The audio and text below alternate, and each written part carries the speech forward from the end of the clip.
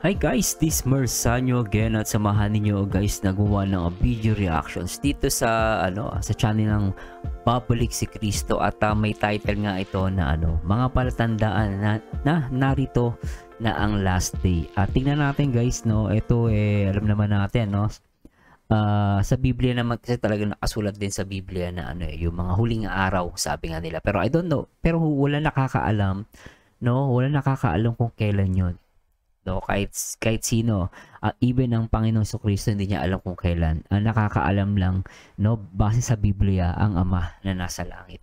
Pero dito sa video ni Babalik si Kristo so please support yung kanyang YouTube channel guys, subscribe tayo para updated tayo. Ang sabi niya dito, mga palatandaan na narito na ang last day. So nasa inyo pa rin guys tayo mag-react na tayo sa video at titignan ko kung ano yung explanation niya dito. At tara, let's begin. Luke Chapter 21, verse 7. Tinanong nila si Jesus, Guro, kailan po mangyayari iyon? At ano ang magiging palatandaang iyon ay magaganap na? Ito ang katanungan ng mga apostol tungkol sa mga mangyayari sa mga huling araw.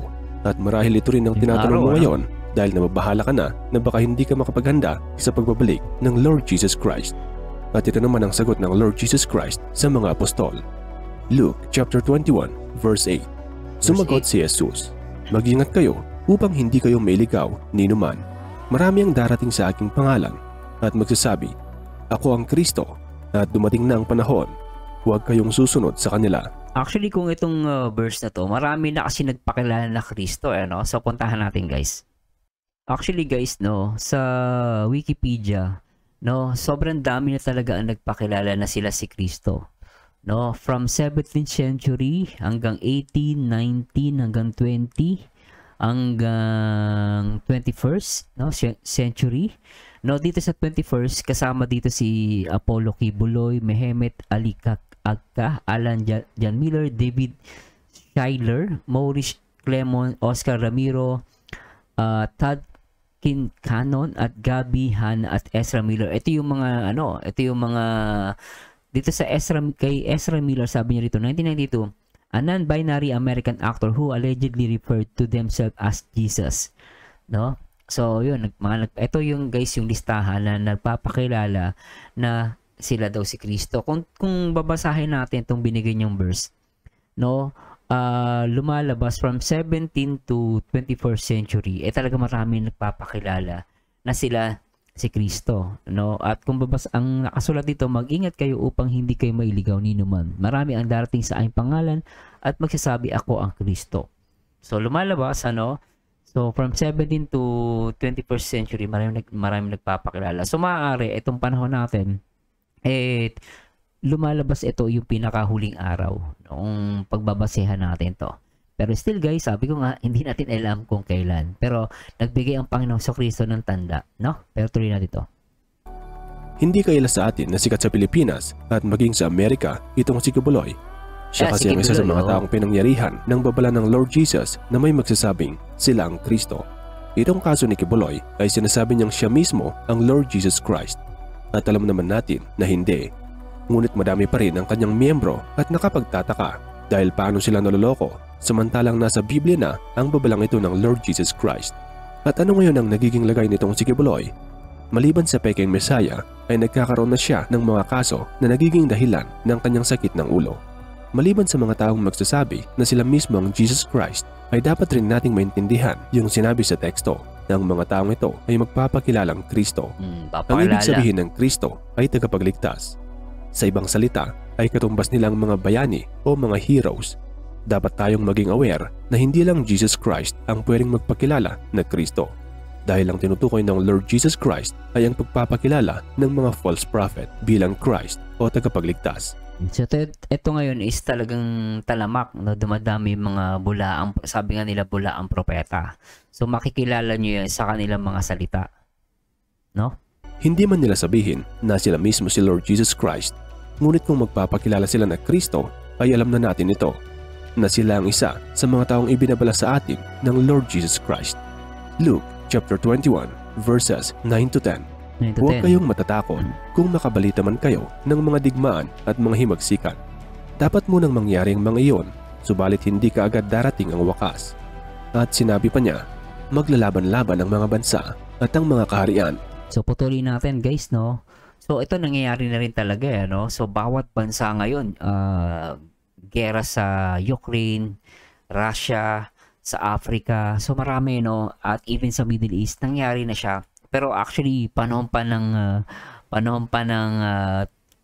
7th century, nangyayari na yung bansa laban sa bansa, no? At maglalaban ng bansa laban sa bansa at mga kaharian. So nangyayari na rin siya. So anyway, tuloy natin to. Hindi rin matapos-tapos ang balita at pangyayari ngayon tungkol sa digmaan. Halimbawa nga itong labanan ng Russia at Ukraine na parang hindi na matapos-tapos. Idagdag pa natin itong hindi rin matapos-tapos na pangbubuli ng China sa Taiwan, Pilipinas at sa mga karatig bansa nito. So may isip mo, it happens, no? Una-una yung mga bulaang Kristo magpapakilala, tapos meron pa yung ito, yung sa mga digmaan. So pumapasok siya sa sign, no? Ito rin ay pwedeng mag-escalate at anumang oras ay pwedeng maganap ang nangyari sa Russia at Ukraine. Kaya kailangan pa rin nating huwag mag-relax sa ating pananampalataya kay Lord Jesus Christ para hindi tayo maging kawawa. Maliban pa sa pisikal na digmaan ay nagaganap na rin ngayon ang economical war. Patuloy pa rin ang pag-expand ng BRICS laban sa American dollar. Ito kasing layunin ng BRICS ay para malabanan ang pagkontrol ng US dollar na world reserve currency sa patuloy na kontrol ng US sa world economy. At kung oras na manalo itong BRICS at mawalan ng value ang US dollars, ay posibleng bumagsak ang Amerika kasama ng mga maliliit na bansang nakadepende sa US dollars economy. Luke. Delikado yun guys, ha? Kasi lahat tayo, lalo sa Pilipinas, yung mga company natin dito talagang nakadepende sa US dollar. Chapter 21, verse 11. Magkakaroon ng malalakas na lindol, tagutong at mga salot sa iba't ibang dako. May lilitaw na mga kakaibang bagay at mga kakilakilabot na kababalaghan buhat sa langit. Ang mga bagay na ito ay nangyayari na rin ngayon. Nito lang mga nakaraan ay sunod-sunod na lindol at disaster ang naramdaman ng mga tao sa mundo. Itong paglindol dito sa Pilipinas kung saan mayroong mga nasirang ari-arian sa Northern Luzon. Yung matinding paglindol sa Turkey, yung pagkasunog sa Australia, yung pagkasunog sa mga gubat ng Canada at Mexico. So nangyayari na talaga siya ngayon, no? Yung pagkasunog sa Hawaii, pagparade ng demonyo at pagbaha sa Brazil, pagbagyo sa Mecca, matinding pagkabaha sa Pakistan, ang paglabas ng mga footage ng mga kakaibang bagay na lumilipad sa kalangitan. At hindi lang ito nakuhanan ng mga video sa isang bansa, kundi sa iba't ibang lugar din. Ang sinasabi ng mga taga-mundo ay alien daw ang mga ito, at hindi lang parang mga alien ang nakita, kundi kasama rin ang mga kakaibang bagay na tulad ng sinasabi ng Lord Jesus Christ sa kanyang babala. Ang paglabas ng mga kakaibang tunog sa langit na animoy tunog ng trumpeta at pagbukas ng malaking gate. At ito ay nangyari din sa buong mundo kasama ang Pilipinas. Ang mga bagay na ito ay mangyayari bilang senyales bago ng pagdating ng wakas. Ibig lang sabihin nito na nasa last days na tayo. Totoo na marami pang events ang magaganap bago ang wakas. Pero hindi ibig sabihin nito na ang isang Kristiyano ay mag-relax. Hindi ang wakas ang ating hinihintay, kundi ay ang pagbabalik ng Lord Jesus Christ para pagharian tayo. Dahil maghahari muna ang Lord Jesus Christ bago pa ng wakas. Kaya maghahari muna ang Kristo, no, sa sanlibutan, no? Kahit na ang mundo ay parang bumabalik na sa dati nitong routine, ay nararapat lang na ibang routine ng mga Kristiyano. Kung nakilala mo ng Lord Jesus Christ at tinatanggap mong ikaw ay pag-aari niya, gawin mo ang kanyang pinapagawa ayon sa The Word, kasama ng paggabay ng Holy Spirit. Huwag mong hintayin na makabalik na ang Lord Jesus Christ saka ka magbabago dahil mahirap mahuli. Luke chapter 21 verses 25 to 28. Magkakaroon ng mga palatandaan sa araw, sa buwan at sa mga bituin. Sa lupa, ang mga bansa ay masisindak at malilito dahil sa ugong at mga daluyong ng dagat.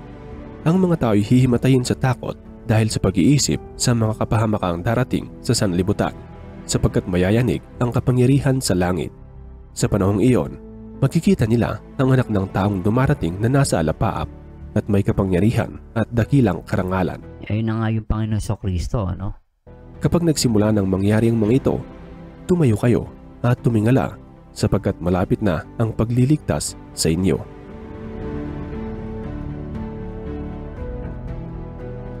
Know Jesus Christ and read the Bible. So anyway guys, no, ito na react lang naman natin to, no? Pero nasa inyo pa rin naman guys, no? Syempre especially sa mga Kristiyano, no? So para sa akin, no, hindi ka dapat matakot eh. Kasi tandaan nyo guys, yung pagparito ng Panginoon sa Kristo ay pagliligtas. Hindi ka dapat matakot. Yung mga nangyari ngayon sa mundo na gera, yung mga virus, mga nagbabantang kagutom, di ba? At the same time, yung mga paglabas ng mga manloloko, no? At dito, based sa video niya, no? So, maraming mga nagpapakilala talaga ng mga na anti-Kristo daw, no? Sabi niya. So, in the end, guys, dapat nating isipin, para sa akin, no? Isipin natin yung sarili natin, no? Ang masasabi mong mahal mo sarili mo, kung sa sarili natin is nag-iingat tayo. No, hindi tayo nag-iingat lang dahil sa health, no, especially dapat mag-ingat din tayo sa spiritual aspect natin.